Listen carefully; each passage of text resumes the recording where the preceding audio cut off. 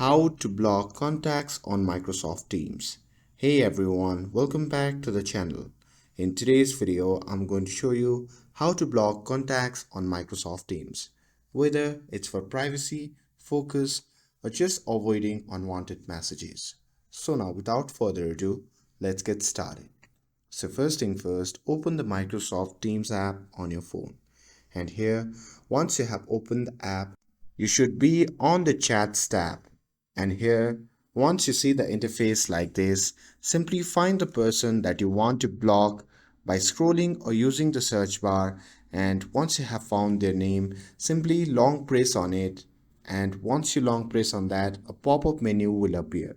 From that menu, simply tap on the option labeled as block. And that's it. That's how you can block someone on Microsoft Teams.